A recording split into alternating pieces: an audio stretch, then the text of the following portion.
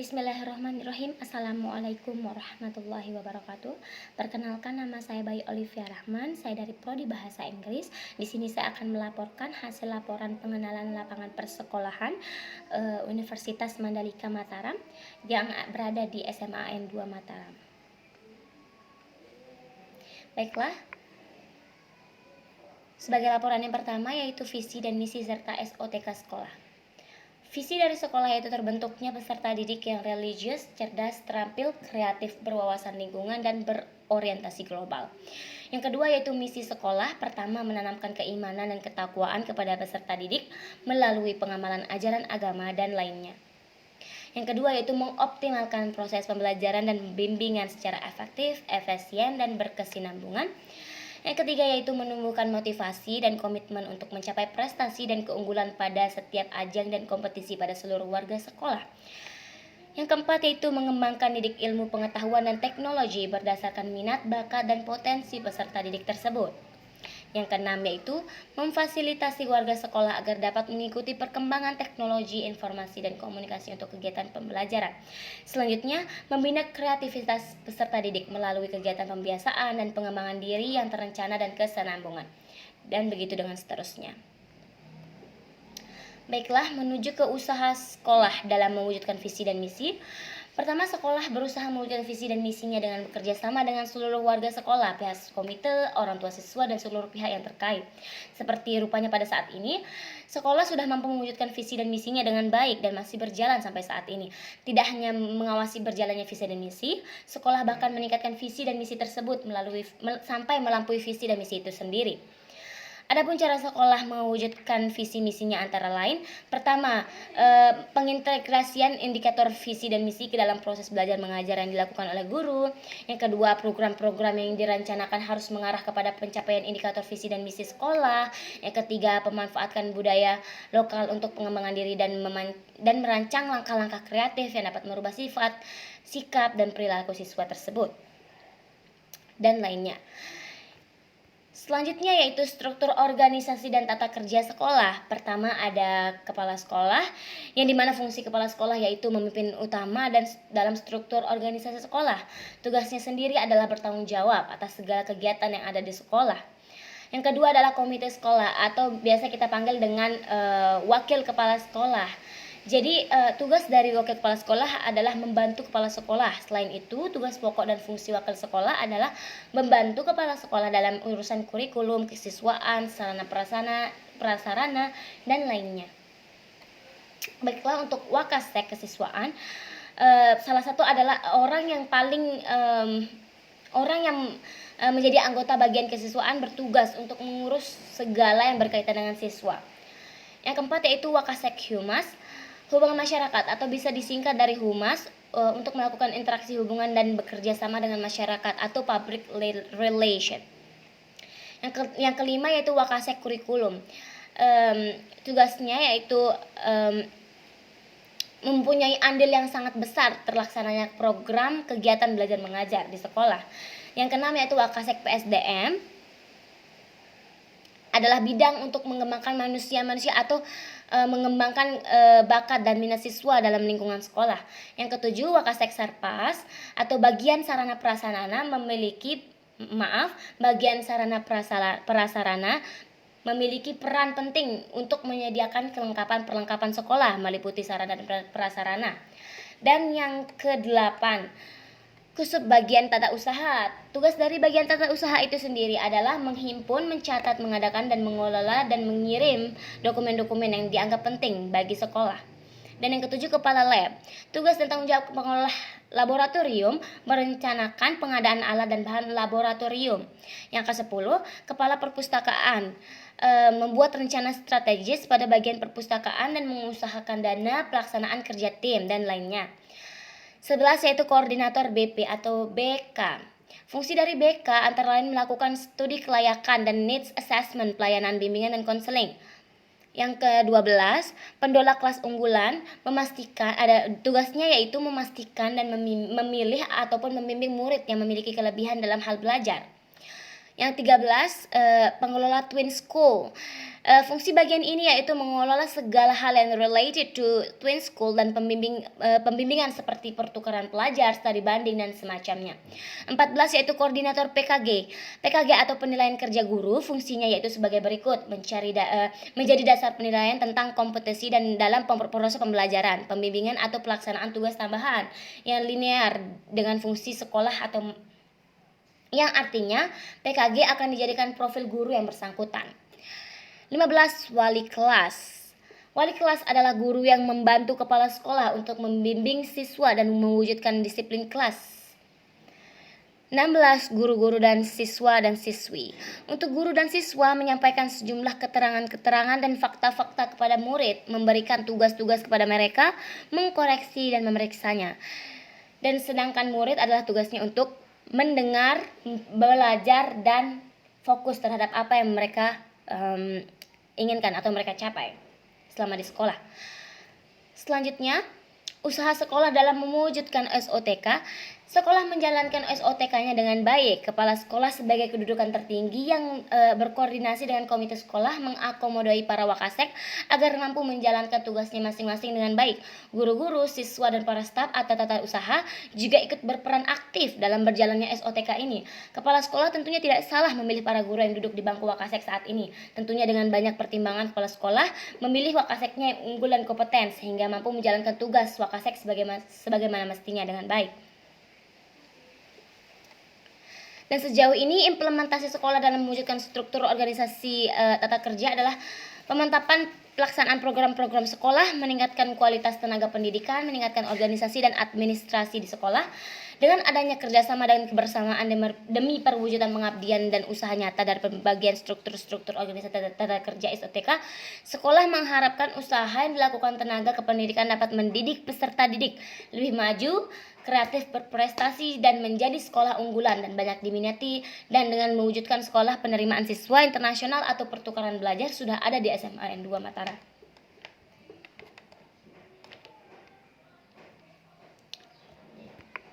Baiklah, bab 2 yaitu kultur sekolah.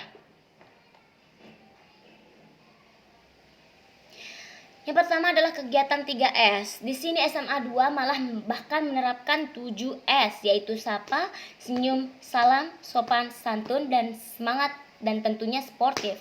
Dalam pengamatan yang saya lakukan, sebelum siswa memasuki lingkungan sekolah, biasanya terdapat guru-guru yang menjaga di depan pintu gerbang, dan setiap siswa yang baru datang selalu memberikan senyum dan salam pada guru-gurunya. Namun, karena pandemi, tidak ada salam, diganti dengan penyemprotan hand sanitizer dan cek suhu. Banyak perubahan yang terjadi karena adanya COVID-19 ini. Hal itu juga bahkan dilakukan oleh seluruh warga sekolah, tak terkecuali guru-guru dan kepala sekolahnya.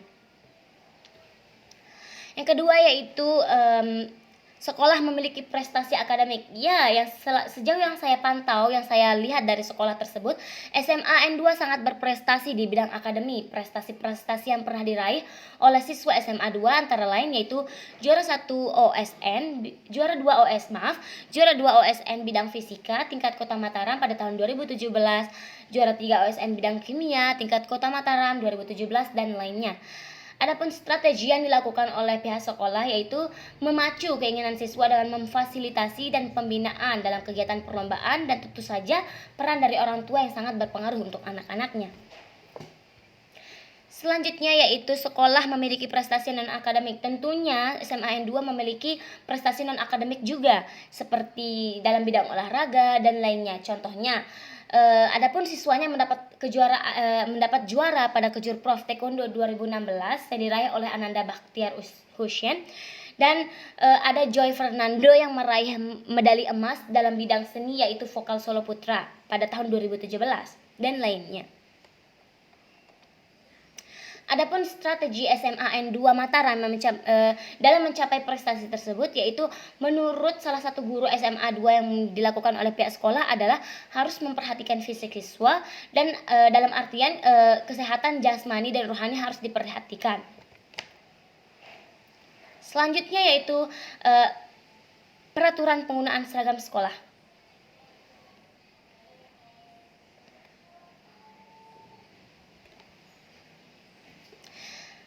Di sekolah ini, siswa dan siswi wajib menghukumnya mengikuti tata tertib yang berlaku, terutama mengenai pakaian, seragam, dan lainnya.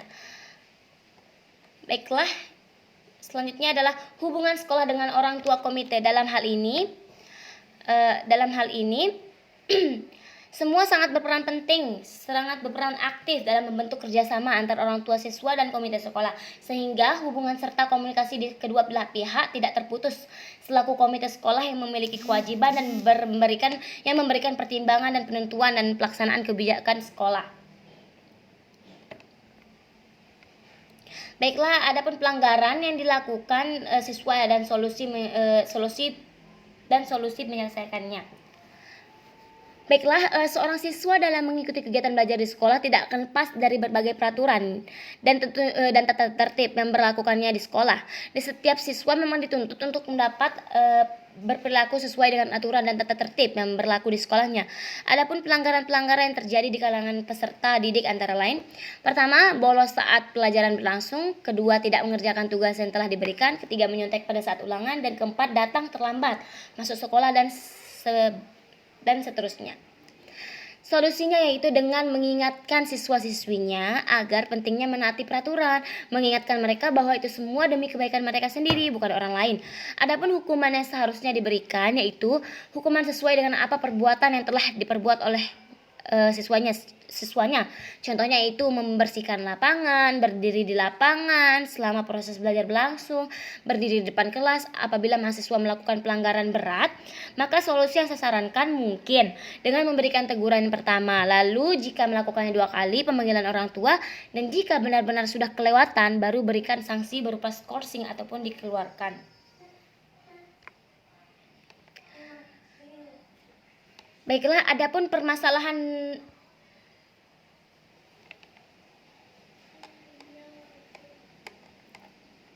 bab 3 yaitu kegiatan kokurikuler.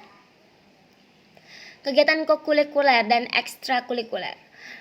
Kegiatan kokurikuler di sini, kegiatan kokurikuler adalah kegiatan yang menguatkan kegiatan intrakurikuler seperti kunjungan ke museum dan tempat edukasi lainnya. Yang saya tahu di sekolah ini mereka sangat mendukung dalam hal kokurikulernya dengan memberikan pelatihan lebih bagi siswa yang ingin lebih memahami ilmunya seperti study tour, twin school, dan tentunya menyediakan laboratorium dan lainnya. Yang kedua yaitu kegiatan ekstrakurikuler. Kegiatan ekstrakurikuler adalah kegiatan non pelajaran formal yang dilakukan peserta didik sekolah dan universitas. Umumnya di luar jam belajar kurikulum standar. Di SMA Negeri 2 Mataram banyak mengadakan organisasi yang sudah bisa mengasah bakat siswanya. Selain akademik, ada beberapa ekstrakurikuler di SMA 2 seperti paskibraka, pramuka, padus, basket. Adapun jadwal pelaksanaannya yaitu setiap pulang sekolah, akan tetapi semua siswa tidak diwajibkan untuk mengikuti ekstrakurikuler tersebut. Dan dari masing-masing ekstrakurikuler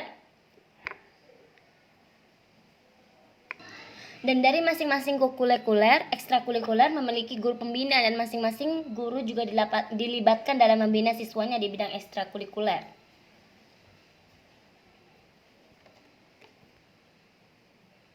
Baiklah, bab selanjutnya yaitu peraturan dan tata tertib sekolah. Di sini peraturan dan tata tertib sekolah. Pertama, pakaian seragam. Siswa dan siswi memakai pakaian seragam sekolah dengan rapi, dengan sopan, dan dengan ketentuan. Senin dan Selasa memakai seragam putih abu lengkap, dan Rabu dan Kamis memiliki baju khas lengkap, dan Jumat sampai memakai seragam imtak sekolah, dan Sabtu memakai pakaian pramuka. Dan ketentuan atribut, bed osis, saku baju sebelah kiri, dan lainnya. Ya, memakai pakaian seragam olahraga saat jam olahraga. Siswi muslim diharapkan memakai jilbab dengan warna jilbab disesuaikan dengan seragam sekolah. Siswa yang memakai celana panjang dan baju lengan pendek, khusus pakaian imtak memakai lengan panjang. Siswi memakai rok panjang dan baju lengan panjang. Siswa atau siswi yang mengikuti kegiatan ekstrakurikuler MPR, PKS, sama pala, paskib, pramuka diharuskan memakai atribut khas ekstrakurikuler masing-masing.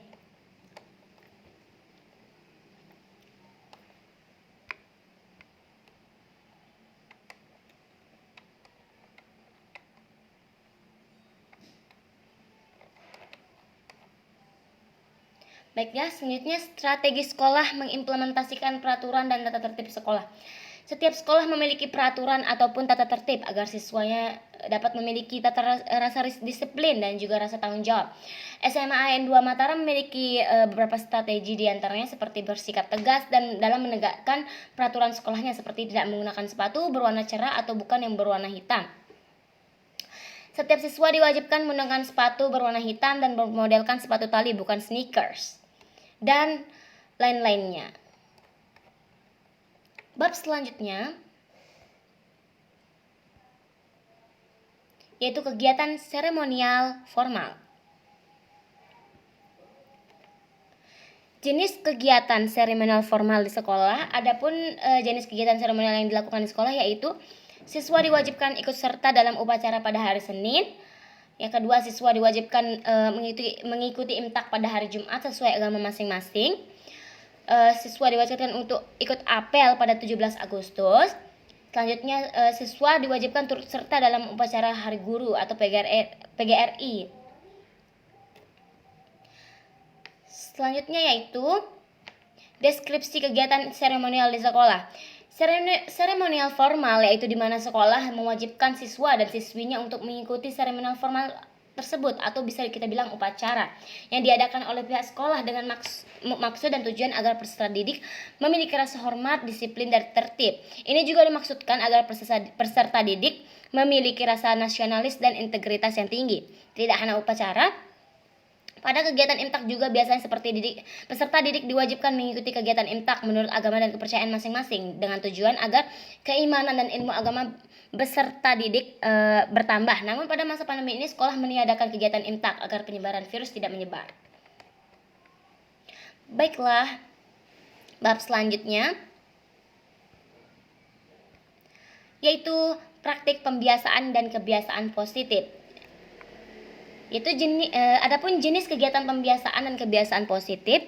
Yang pertama, usaha sadar dan terencana untuk mewujudkan suasana belajar dan proses pembelajaran agar peserta didik secara aktif mengembangkan potensi dirinya untuk memiliki kekuatan spiritual, keagamaan, pengendalian diri, kepribadian, kecerdasan, akhlak mulia, serta keterampilan yang diperlukan dirinya, masyarakat, bangsa, dan negara.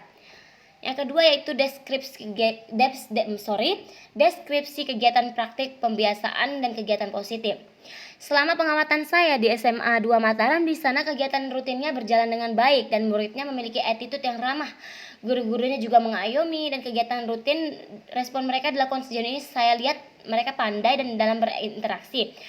Dan mereka mentaati peraturan-peraturan yang telah ditetapkan sekolah. Kegiatan positif yang sering dilakukan siswa di sekolah adalah kegiatan dengan cara melakukan pengumpulan tugas secara disiplin. Siswa harus bersikap disiplin dan dalam mengumpulkan tugas dalam hal kegiatan disiplin. Karena disiplin sangat penting dalam berorganisasi. Dan siswa juga selalu mengerjakan PR mereka masing-masing secara individual dan mengumpulkannya tepat waktu. Dan semua siswa juga hormat pada guru-guru mereka. Karena semua siswa diajarkan rasa hormat pada orang lain.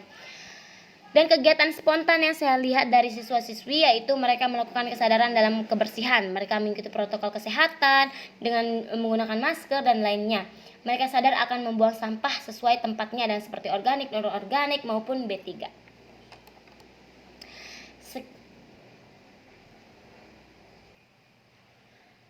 Baiklah, sekian yang dapat saya sampaikan. Kurang lebihnya mohon dimaafkan.